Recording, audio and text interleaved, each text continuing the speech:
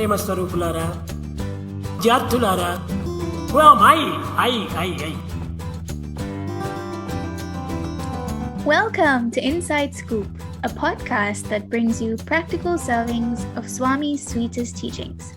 On episode 5, we move to the beautiful island of Indonesia with Brother Vishal.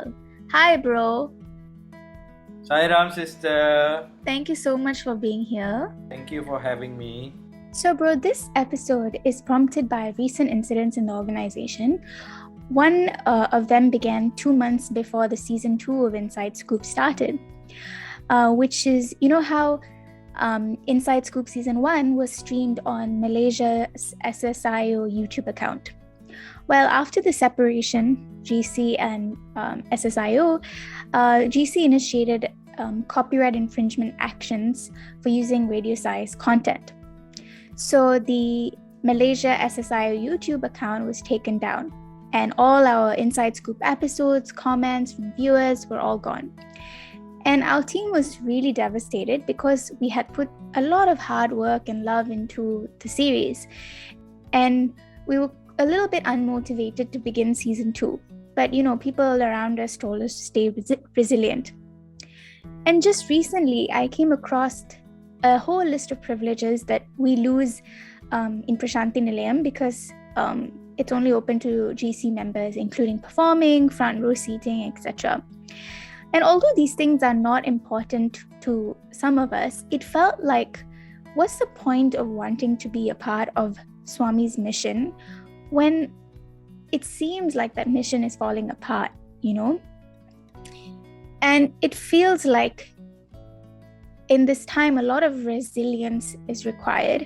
So I want to ask you, have you experienced these sort of challenges in your journey so far?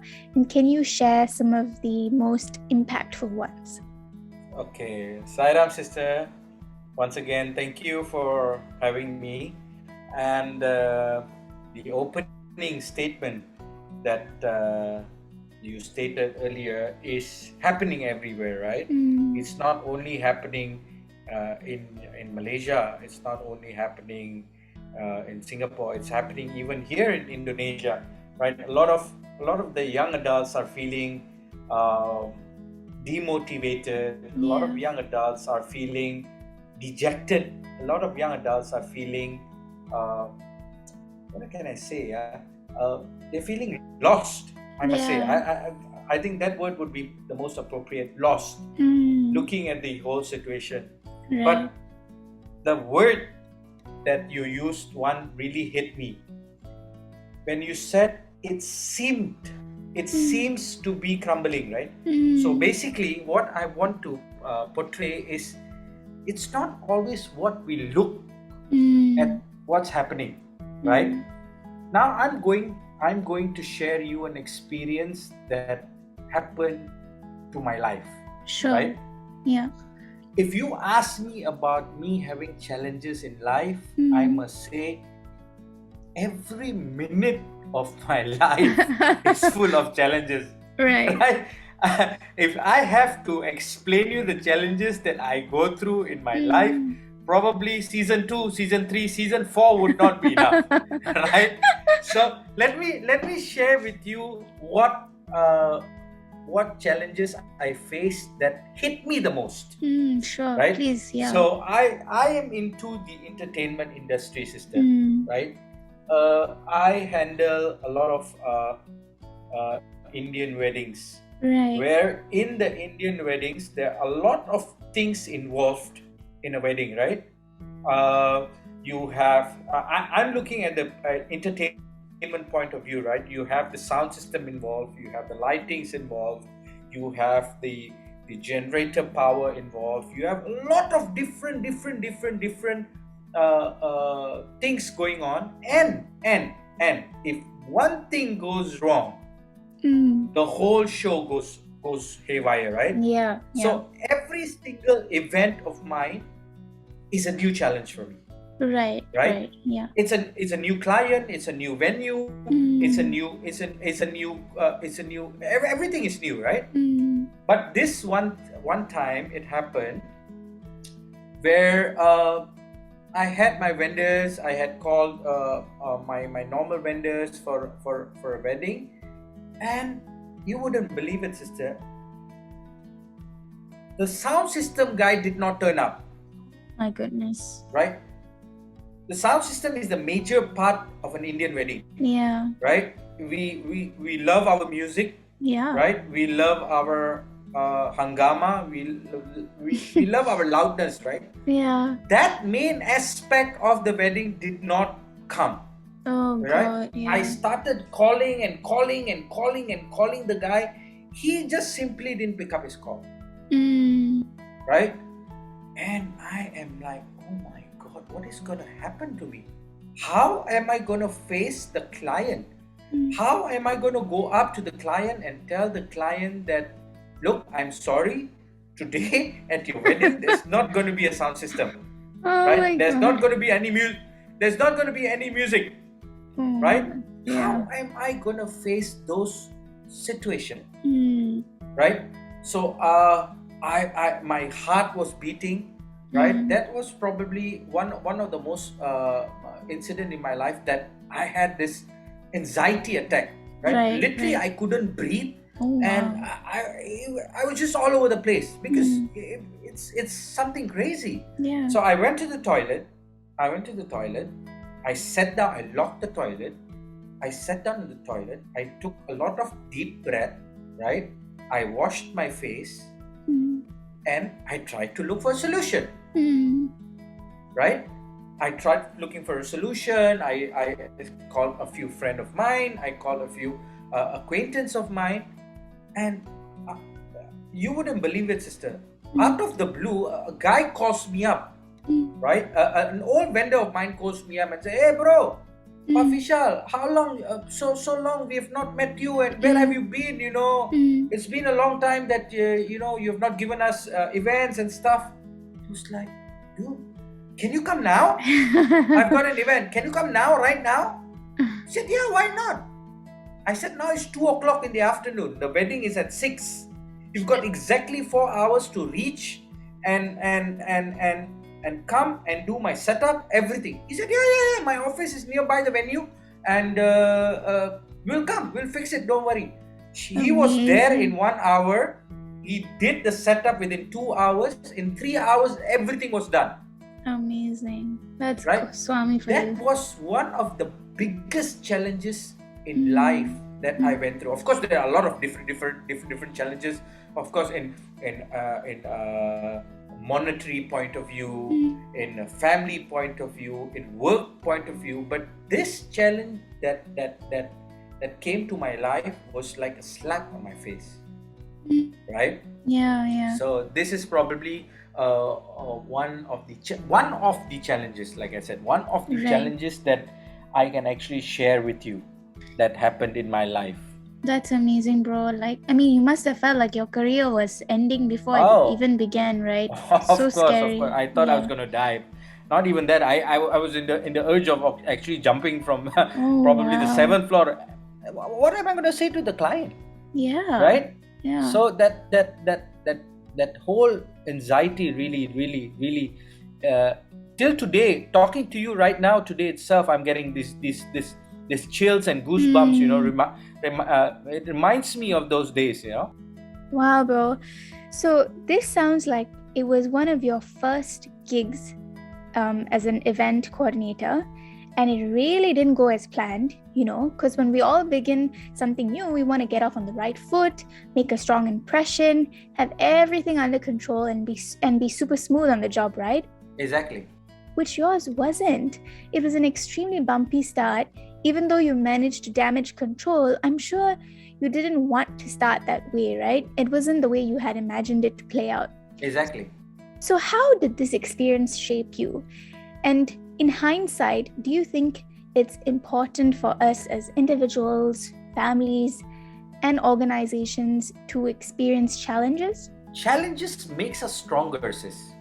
I personally believe that if you don't go through challenges, you don't learn a lot of things. Right. With that challenge that I had in my life, I know how to proceed in my next events. For example, you should always have plan B for vendors. You should always make sure that the person or the vendor comes in a night before, just to make sure everything goes into play. Those are the things I learned from these challenges. Right. It makes us stronger. It makes us smarter. I liked the words from Swami that I read actually a few weeks ago. He says that he gives us example of a sugar cane. How do you get the juice of a sugar cane? What needs to be done to the sugar cane? It needs to go through that machine, right? Like how you see in India and all over Indonesia and Malaysia. It goes through that machine. The vendor just presses the sugar cane. It crushes crushes the sugar canes, and what comes out? A beautiful juice. Beautiful. Right? Yeah. Right. What happens to the sandal paste?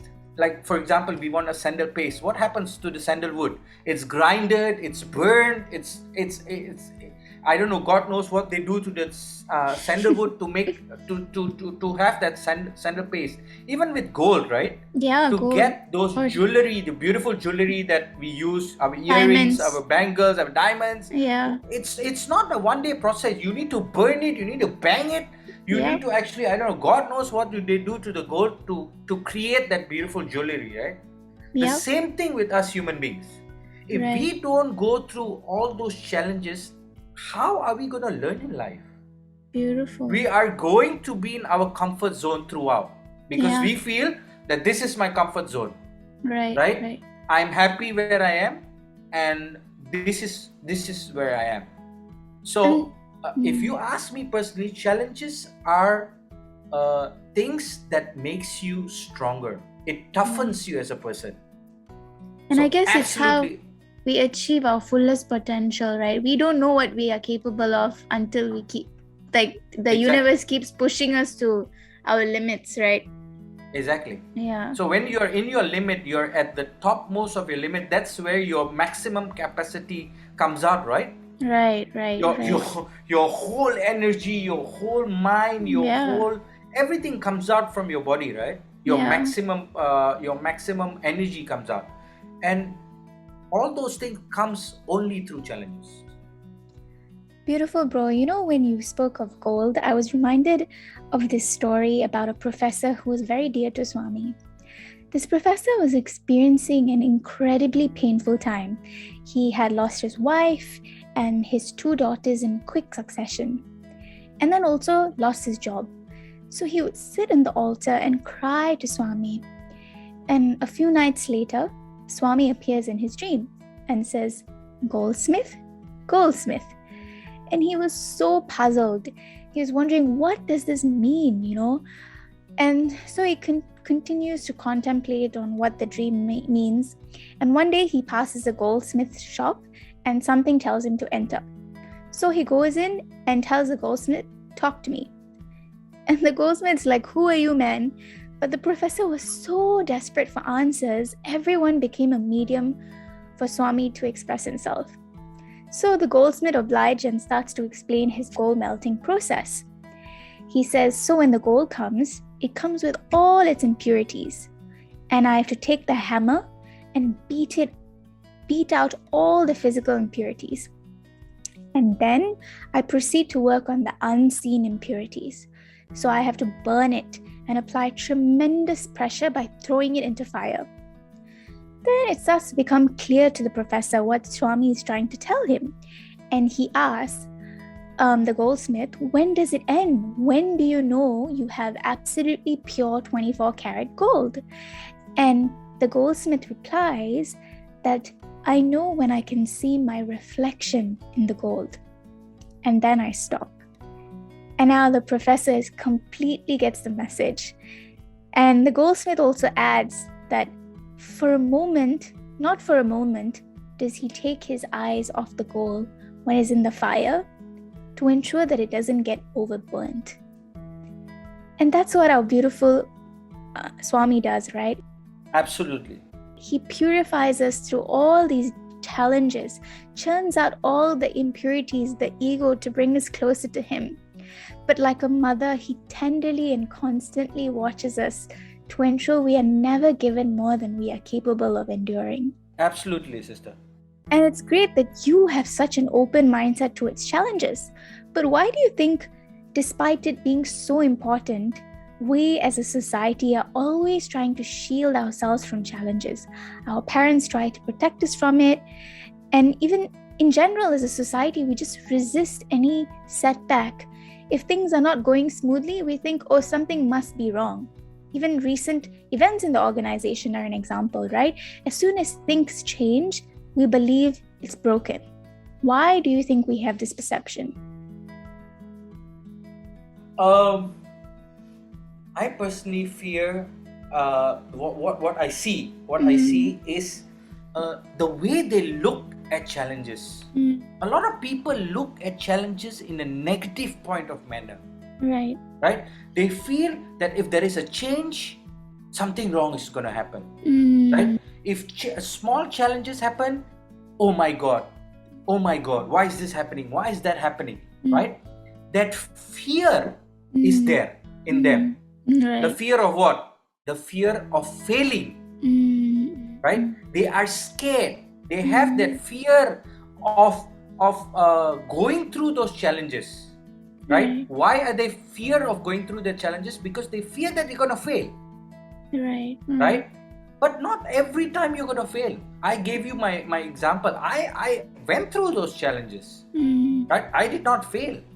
The reason why we always run from challenges is because we are scared. That fear is there inside all of us. Right? That is the reason why Swami always says, life is a challenge, meet it. He never said life is a challenge, run away from it. Right. Yeah, absolutely. Right? Because for the fact, who lives in this world without challenges? I would really want to meet that person. I'm pretty sure everyone goes through challenges. Right? But the question is, how do we see that challenges? A lot of people, we see challenges as a negative point of manner. I would go a little bit on the GC and SSIO point of view.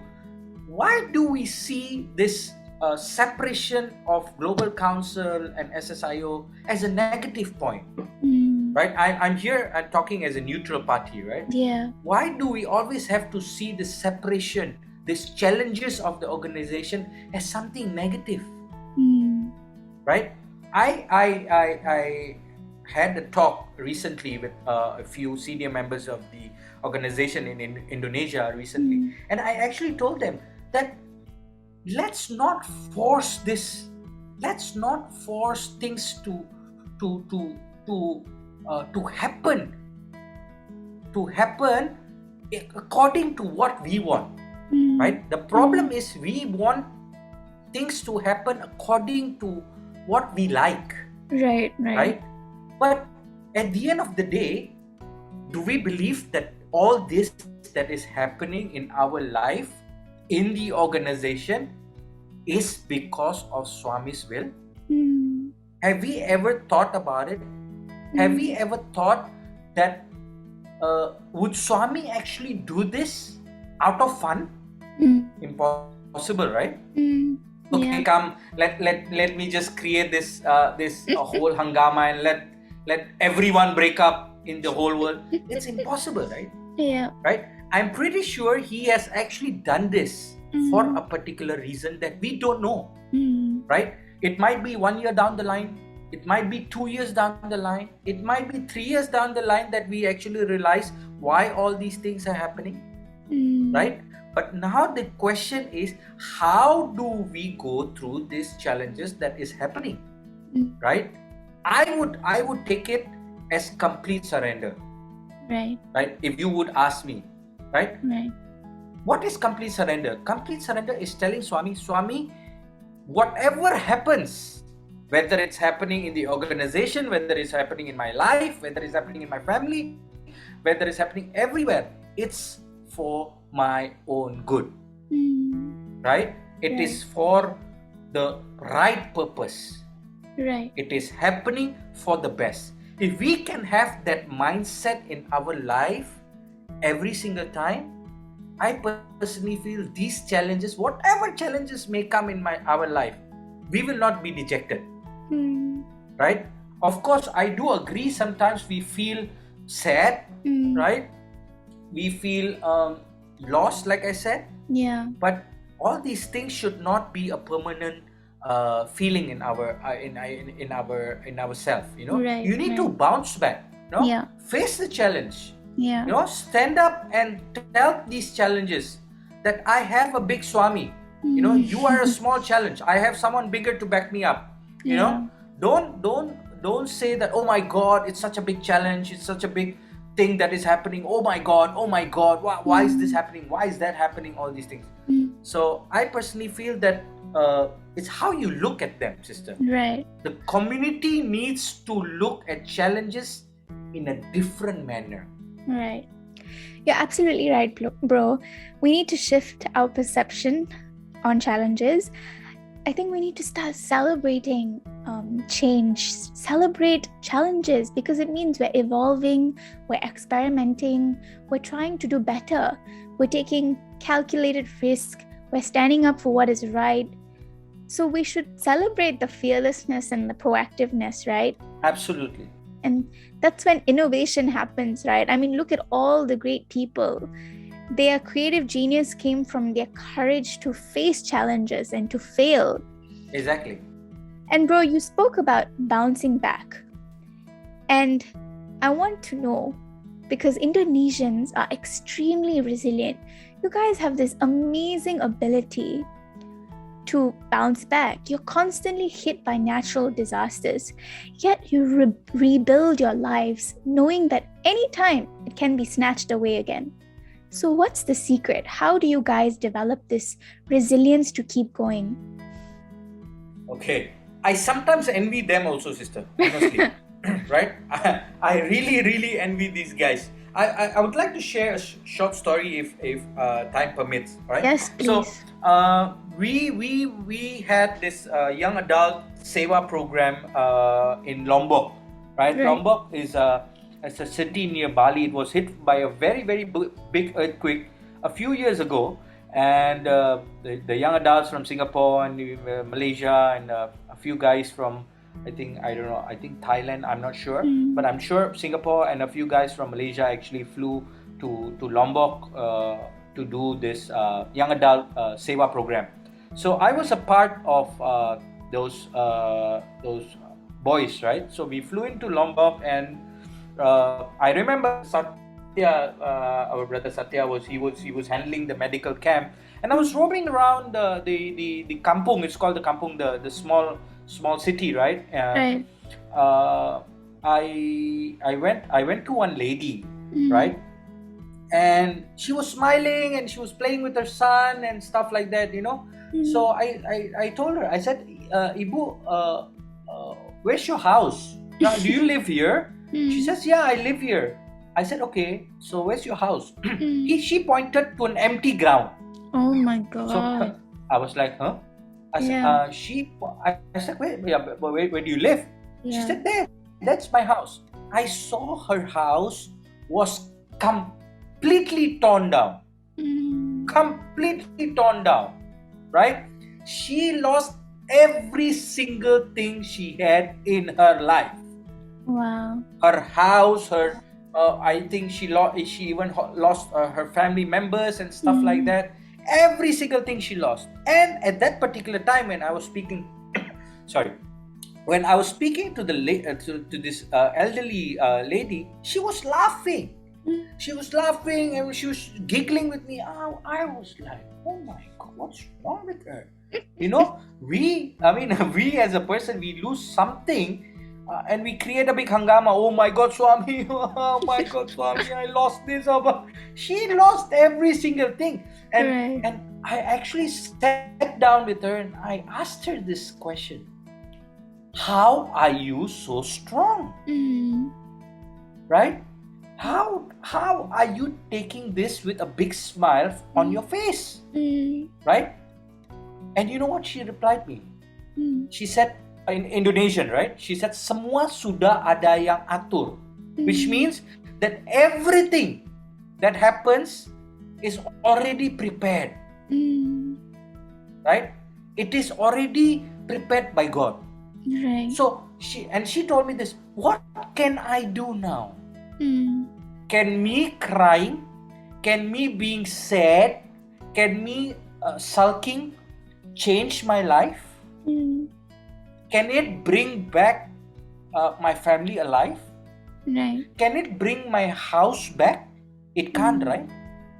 Yeah. It can't, right? I said, yeah, obviously it can't, Yeah.